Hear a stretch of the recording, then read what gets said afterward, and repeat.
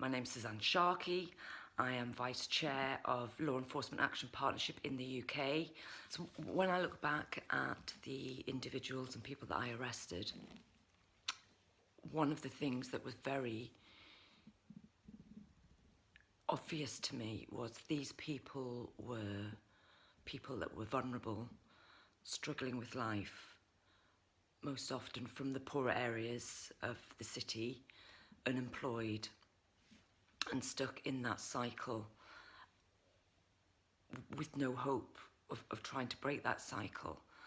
And so as a police officer to come in and arrest a person already in that cycle, it's going to keep them forever trapped in it.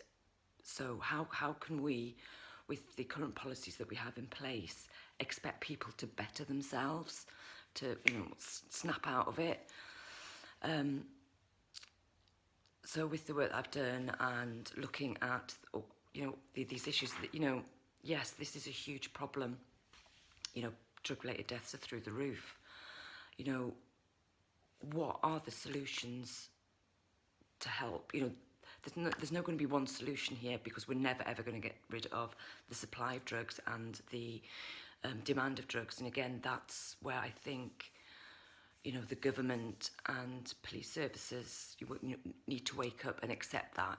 We have to accept that people will always use drugs, remembering that 90% of people that do use drugs do so without any negative consequences. It's just a choice they make, whereas 10%, and these are people like myself that are problematic substance users, even a smaller percentage of those that use the police service are in the NHS, in the hospitals, massive demands on our services.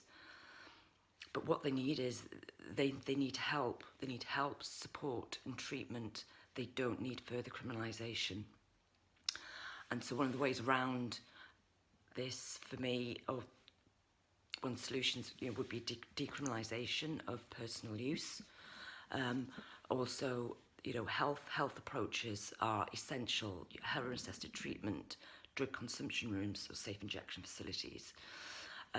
These are all things that we put in place today that would help, bottom line, save people's lives. It's really important, I think, to remember that the issue of problematic substance use is far, far greater than I think a lot of people think it is.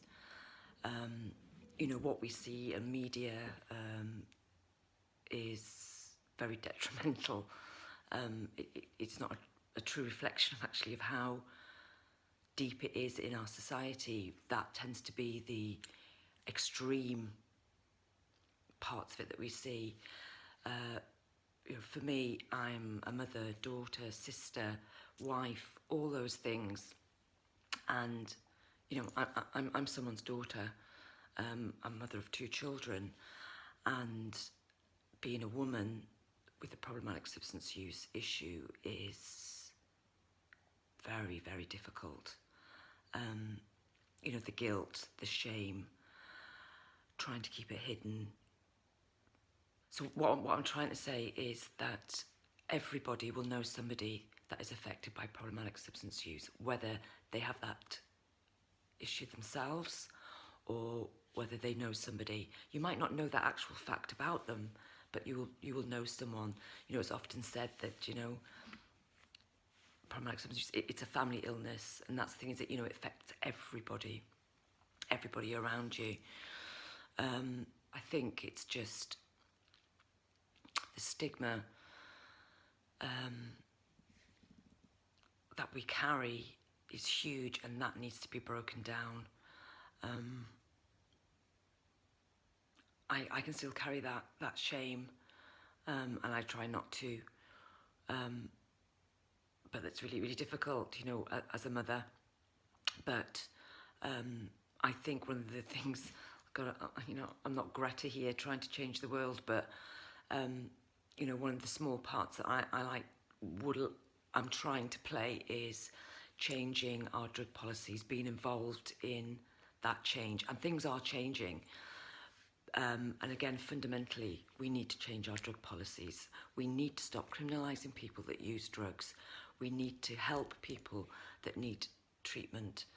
So rather than it all being based in a criminal justice system, it needs to be in a health system. We need a health approach. We need to show compassion and love and support to these people that have often very, very traumatic upbringings, and have had devastating things happen to them that have led them to this point.